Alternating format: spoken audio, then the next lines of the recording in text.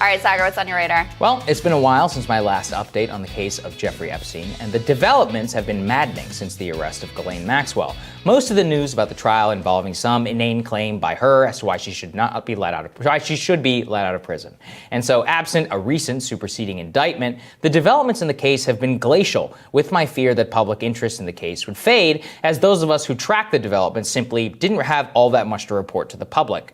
But nearly all of that has changed in the last week with two twin stunning developments, which show the sinister powers behind this case, both involving the mysterious death of Epstein himself and the way that he was able to wield power at the highest level of American society for decades with impunity. So the first stunning development broke Friday in news that the prison guards tasked with guarding Epstein the night that he allegedly committed suicide admitted to falsifying records, but will avoid jail time. So according to the plea deal reached with prosecutors, the two guards, Tova Novell and Michael Thomas, were supposed to check up on inmates, including Epstein, twice an hour. However, video footage from the night of Epstein's alleged suicide shows them both at their desks browsing the internet for furniture, motorcycles, and sports news.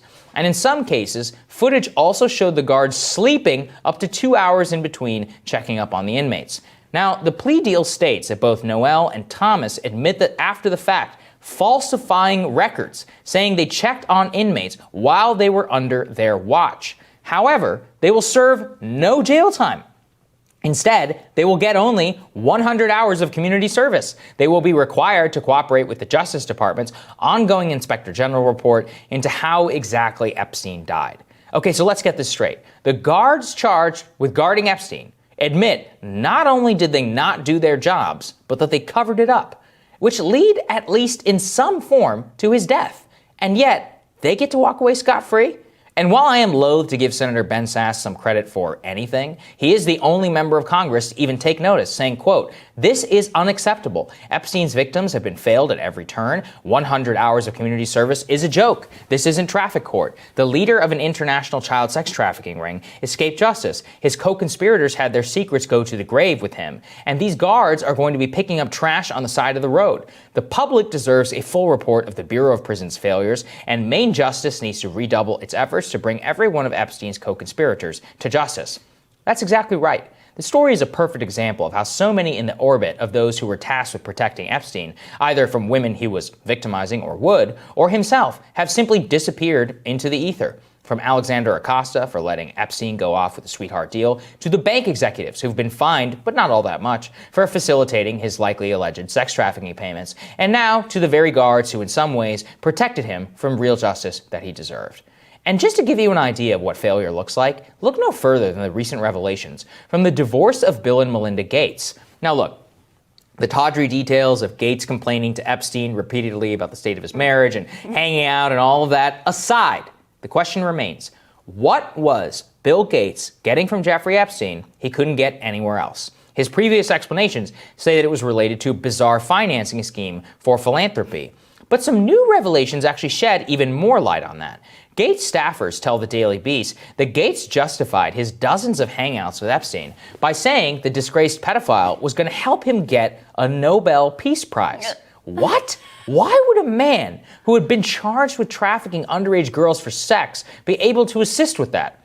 Let's dig deeper. So according to the reporting, Gates not only noticed that Epstein was friends with him, but multiple other powerful people. Gates reportedly saw Epstein as his, quote, sure ticket. But the reporting gets even more bizarre.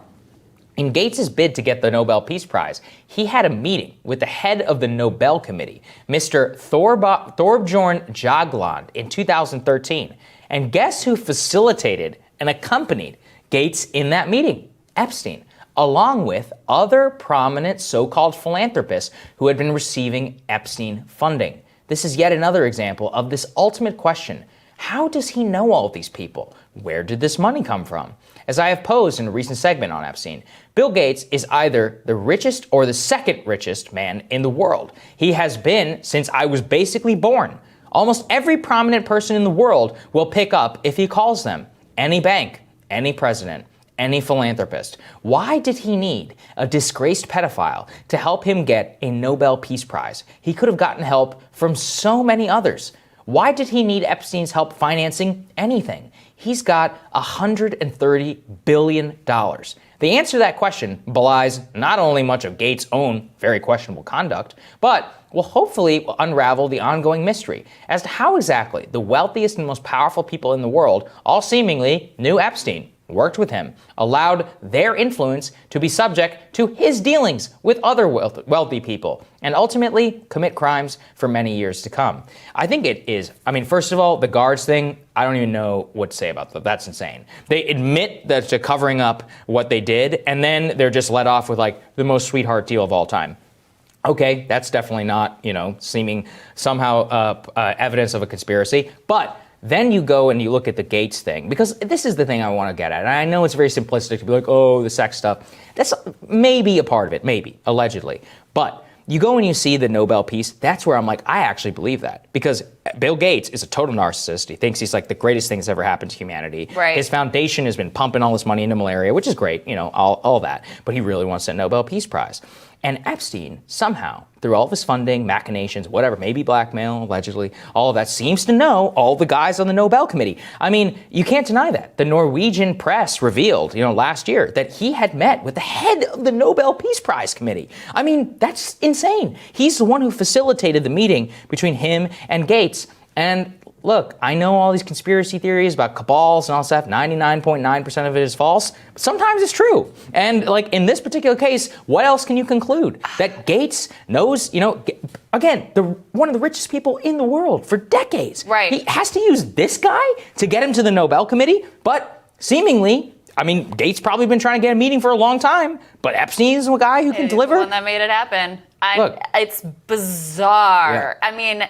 Also, just the fact that you think you can work the system to get yourself a Nobel Peace Prize is also a revelation to me. Of course, that too is also completely corrupt. It's all for sale. It's all for sale. It's all completely corrupt. It's all based on knowing the right convicted sex offender, pedophile, apparently. And look, I could maybe forgive people who are associating with Epstein before the conviction, right? Before the deal in Florida. Maybe they didn't know, right? Okay, I could imagine that. This guy's on a sex offender registry. This is all in the public sphere. One Google search away. And you're still hanging around with him. You're one of the richest people on the planet. And this is the guy you're going to for advice. You're going to help you get your Nobel Peace Prize. What are you doing? And the thing is that, again, if it was just one weirdo like Bill Gates, you could be like, all right, well, I guess he just has a really bad judgment. Right. But the fact that this pattern just seems to repeat itself over and over again with person after person after person, you're like, all of these people just had a complete failure in any sort of rational or pragmatic decision making. They're all brought in by this guy. They're all lured in by him. They all continue to associate him with him. What is going on here? Yes, and that is why, I didn't want to focus on the tabloid stuff. All the Gates hanging out with him dozens of times, complaining about his marriage. Although I do think that is part of it, because it does show some comfort. And clearly somebody was in that room and is leaking all of this. Maybe, Melinda Gates' divorce team, congratulations. But the real important part was when I saw the Nobel Peace Prize, because I said, oh, this is about leveraging networks of power, where Gates wants to go and buy the Nobel Peace Prize, I guess when you're the richest man in the world. And whenever you're one of those people, you turn to the fixers, right? The people who can go and solve these types of problems for you. And so this is Epstein in this particular case, which just actually does tell you how powerful he was within that elite network. And you think about that again in the context of how we know all the revelations. Leon Black, $150 million payment. In 2 years, for what? Again, he says it's for tax advice. What tax advice is this? You're worth $9 billion. You can't go to Goldman. You don't think Goldman's been helping rich people skirt taxes for years? You can go to every wealth of experts on that. Exactly. You can go to any wealth management division across the country. Those people will do it for you for free and totally legit in exchange for whatever paltry percent that they save you. So why are you paying this guy $150 million? And why are you doing it through shell corporations involving your helicopter holding company? I love how rich people hide their money. Yeah.